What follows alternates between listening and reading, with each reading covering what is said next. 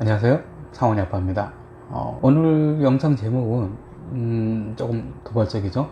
응답받지 못하는 기도입니다. 참 한마디로 딱 정의하기는 힘들지만 한편으로 우리가 신앙생활을 하면서 가장 궁금해하는 주제이기도 하죠. 왜 내 기도만 응답이 안 될까? 하나님은 나 싫어하시나? 내가 구원받는 게 싫으신가?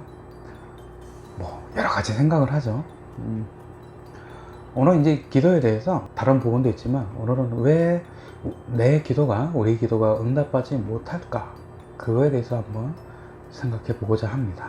여러분들은 혹시 뭐 교회에 태어나기 전부터 다니신 분들 계신가요? 보통 그런 태어나기 전부터 교회 다닌 사람은 우리가 보통 모태신앙자라고 그러죠. 저도 모태신앙이죠. 태어나기 전부터 다녔고 제 부모님의 일제시대 때부터 신앙을 가지셨죠. 그래서 제 친척분들 중에는 뭐 목사님도 계시고 많으시고 뭐 교회 중직자분들이 많이 계십니다. 그러다 보니까 교회 안에서 성도들이, 교인들이 어떤 모습으로 신앙생활을 하는지도 어렸을 때부터 많이 보며 자라왔습니다. 근데 이제 우리가 보통 교회에서 신앙생활이라고 부르는 부분들이 뭐 찬송도 있고 뭐 헌금하는 것도 있고 예배에 대한 뭐 여러 가지 있는데 그것들의 생각이 딱 하나같이 같이 일치되어 있지는 않습니다. 공통적인 주제이지만 그것에 대해서 한 모습으로 말하는 것이 아니라 서로 다 각기 다른 모습의 자기만의 찬양, 자기만의 예배, 그런 것들이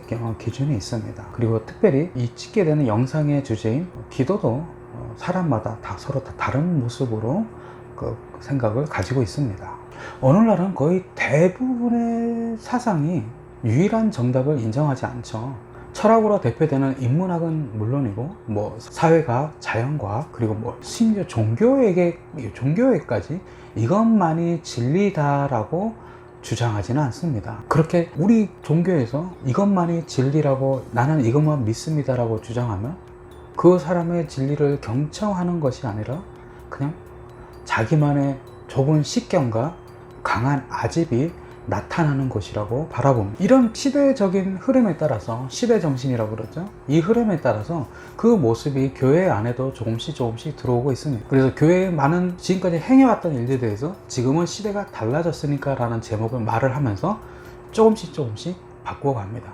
물론 시대가 달라지면서 변화되어야 되는 부분도 있습니다. 문제는 교회의 모든 부분에 그 변화되는 부분이 성경에 비추어서 달라진다기보다 시대가 이러니까 거기에 동참하는 모습으로 나오고 있다는 것입니다. 하지만 인간에게는 분명하게 한계라는 것이 있습니다. 우리의 지식은 너무나 보잘것없고 의식 또한 박약합니다. 내가 뭘 좀 해보겠다고 결단해도 그것을 일주일, 한 달, 1년 동안 지속적으로 하는 것은 결코 쉬운 일이 아닙니다. 설령 내가 공부를 많이 해서 학식을 쌓고 학위까지 받는다고 하더라도 그것은 내가 세상의 많은 부분의 절대 진리를 알고 있다는 뜻이 아니라 그냥 내가 공부했던 전공에 잠깐 더 내 견해를 정리했다는 것 뿐입니다. 왜냐하면 인간 자체가 하나님과 동등한 신이 아니라 그냥 하나님의 피조물이기 때문입니다. 그래서 내 마음에 들든 들지 않던 내가 하나님으로부터 창조된 피조물이라는 것을 인정하는 사람과 인정하지 않는 사람과는 서로 아무 상관이 없는 것입니다. 이 부분에 대해서도 좀 더 나누고 싶지만 그럼 내용이 너무 길어지니까 지금도 서론에서 되게 길어지네요. 오늘은 기도의 자체에 대해서만 생각을 해보겠습니다. 기도란 무엇입니까? 이 질문에 정말 다양한 대답이 존재하고 그 기도에 대한 실천에 대한 방향도 정말 사람마다 다 다른 모습으로 나타납니다. 근데 그 대답의 시선을 조금 올려서 보면 거의 대동소이한 대답입니다.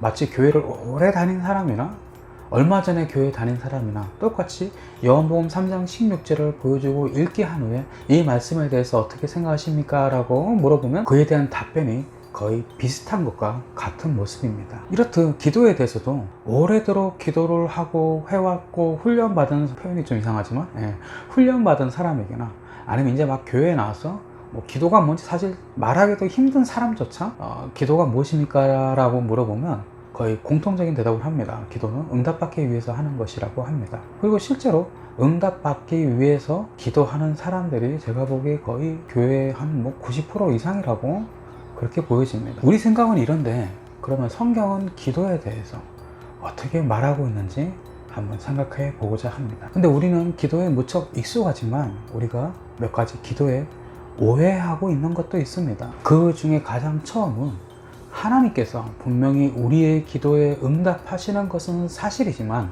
우리는 그 하나님께서 하시는 응답 자체에 집중하고 있는, 사실 집착하는 경우가 많다는 것입니다. 마치 기도란 내가 하나님으로부터 내가 원하고 받고 싶은 것을 받아다니는 하나의 도구 정도로 생각하는 것입니다. 이런 모습의 극치를 보여주는 것이 오래전에 히트쳤던 진짜 많이 팔렸죠. 저도 한때 이 책을 제가 처음엔 너무 좋은 것 같아서 한 30번 정도 본 것 같아요. 30번 정도 봤는데 어느 순간 이게 좀, 그땐 신앙 안 했을 텐데 좀 이상하다라는 생각만 하고 더 이상 보지 않았죠. 근데 뭐가 왜 이상한지는 그때는 이제 제가 말을 못하고 제 생각을 정리를 못하고 틀린 말은 아는 것 같은데 그렇다고 맞는 말 같지도 않아라는 제가 생각을 했죠.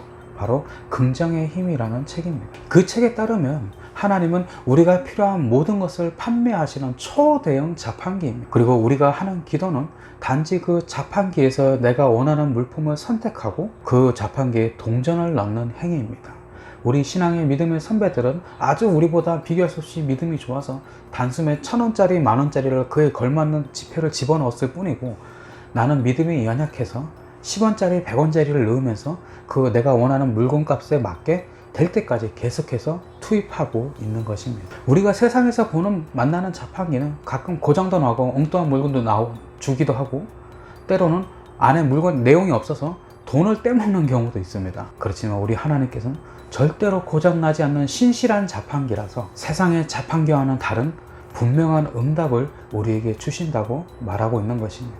이것이 그 책의 내용입니다. 그리고 원하든 원하지 않든 이 생각은 우리 신앙에도 그대로 상당히 많이 스며들어 있습니다. 거기에 한 발 더 나아가서 우리는 이런 잔머리도 걸립니다. 내가 가지고 싶은 것만 기도하며 하나님께서 얄밉게 보실 수도 있기 때문에 일단 내가 가지고 싶은 것이 있을 때 그것을 꼭 참고 다른 사람들의 기도 제목들을 먼저 쫙 한 다음에 맨 마지막에 내 기도 제목을 살짝 얹어서 기도하면 하나님께서 이쁘게 보시지 않을까라는 희한한 논리를 펼치는 분도 계십니다. 진짜 용감한 거죠. 사실 여러분들은 이 영상 보시면서 난 아니야, 난 그런 적 없어, 그렇게 말씀하실 수도 있지만 저는 사실 그런 적이 있어요. 저한테 이렇게 말씀해 주신 분도 계셨고 전 또 그게 맞다고 생각했어요.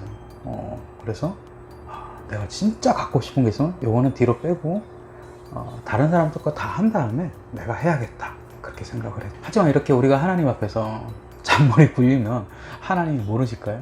아십니다. 우리의 중심을 보시는 하나님께서 내 이런 잔머리를 어찌 모르시겠습니까? 우리 사람끼리도 누군가가 나에게 잘해주면 일단은 좋죠. 고맙죠. 그런데 사실 그 사람이 나한테 잘해준 게 순수한 뜻이 아니라 나한테 무언가를 얻는 필요한 것이 있어서 그것을 받기 위해서 잘해줬다는 것을 내가 나중에 알게 되면 그 사람이 잘해준 것에 대한 고마움이 싹 사라집니다. 괘씸하죠. 오히려 차라리 그걸 처음부터 달라 그러지. 그건 숨기고 나한테 이유 없이 잘해준 다음에 호감을 사서 정작 나에게 가지고 싶은 것을 나중에 빼먹는 그러한 행동은 무척 우리 기분을 나쁘게 합니다. 같은 사람끼리도 그 정도는 압니다. 근데 하나님께서 그것을 모르시리라고 생각하고 그런 짓을 하십니까? 근데 사실 이런 기도의 모습들, 하나님을 자판기로 생각하거나 아니면 하나님께 잘 응답받기 위해서 남을 먼저 기도하고 내 기도 제목을 얻는 이런 모습들은 사실 내가 기도를 하면서 무언가를 내가 하나님께로부터 받아야겠다라는 생각 때문에 일어나는 일입니다. 정확히 말하면 내가 하나님께로부터 받고 싶은 욕심 때문에 일어나는 것이죠. 근데 기도에 대해서 이런 생각을, 실제로 기도에 대해서 많은 분들이 내가 열심히 기도해서 하나님께 내가 원하는 것을 받는다라고 생각하십니다. 그렇기 때문에 한 번 해서 안 되면 두 번 하고 열심히 기도해서 이것을 다 하나님께서 응답해 주실 때까지 내가 다 기도해야 된다라고 말하고 있습니다. 그런데 진짜 그럴까요? 진짜 그러세요?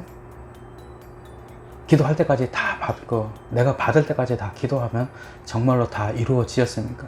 물론 기도의 그 받을 때라는 기준이 길어갖고 잠깐이 아니라 길어갖고 내가 아직 못 받은 게 있어요. 그건 그렇다 쳐요. 그러면 이 영상 보실 정도면 유치원생은 아닐 거 아니에요. 그러면 내 지금까지 나이 동안 내가 기도하면서 아직 시간이 때가 안 차서 못 받은 것도 있다고 생각이 되지만 내가 오래도록 붙잡고 기도했더니 다 이루어졌다 하시는 분 계세요?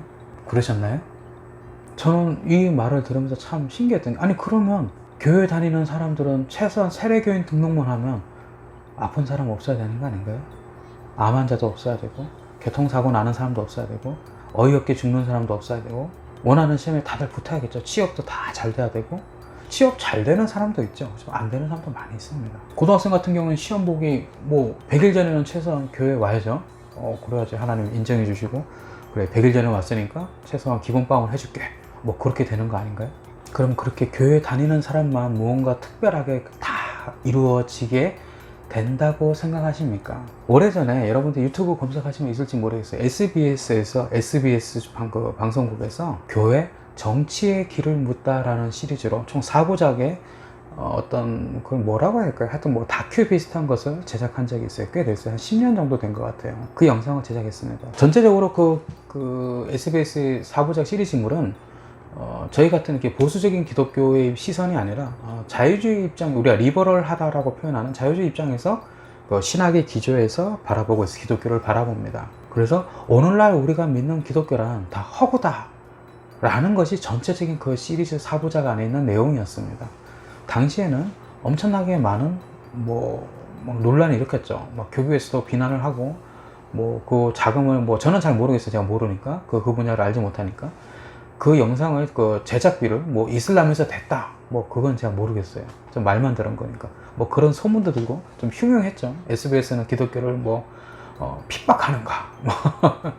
거기 나온 내용들의 자유주의 학자들의 주장은 사실 오늘날 기준에서 보면 되게 그 주장도 옛날 거예요. 옛날 거라서 자기 자유주의 학계 자체에서도 인정하지 않는 내용들이 상당히 많이 포함되어 있었습니다. 자유주의 입장이 다 들어오는 게 아니라 자기끼리 말하면서도 너무 과거에 있었던 이론을 갖고 나와갖고 오늘날 자기끼리도 믿지 않는 그런 내용들을 그게 뭐 정설인 양 이렇게 좀 포장을 해서 내보냈죠. 근데 뭐 사실 그런 학계의 논쟁들을 잘 신학적인 부분이 약한 일반 시민이나 성도님들은 그 영상만 보고 하면서 고민하게 되는 거죠. 그런데 그런 내용이 많았지만 사실 그 SBS 프로그램이 우리 기독교의 아픈 부분을 콕 집어서 말했던 부분도 분명히 있습니다. 그중 하나가 수능 치는 날 새벽부터 와서 자기 자녀를 위해서 기도하던 어느 모 교회의 모습이었습니다. 그 교회 성도님이 기도회 중간에 SBS 측의 인터뷰에 응하면서 뭐 이런 말씀을 해서 제 기억이 맞다면 우리가 이 자리에서 같이 이렇게 우리가 한 가족으로 기도를 하면 하나님께서 우리 자녀만 특별히 사랑하시고 꽉 지혜 주시고 놀라운 기억력을 허락하셔서 잠깐 공부하면서 지켜봤던 내용이라도 반드시 기억나게 하셔서 꼭 시험에 정답만을 쓰게 하실 것이다 가 그 인터뷰의 내용이었습니다. 교회에 다니고 있는 제가 그걸 들어도 참 그걸 남이 보면 되게 이기적이라고 생각하지 않을까. 똑같이 공부한 만큼 자신의 기억력과 지혜와 이해도에 따라서 시험을 치고 정당하게 봐야 되는데 내 자녀만 특별히 하나님께서 더 놀라운 능력을 주셔서 그렇게 하실 거라고 사실 여부를 떠나갖고 그렇게 말을 하는 게 교회 다니는 내가 봐도 참 불편한데 교회 안 다니는 사람이 봤다면 얼마나 불편할까라는 생각이 들었습니다.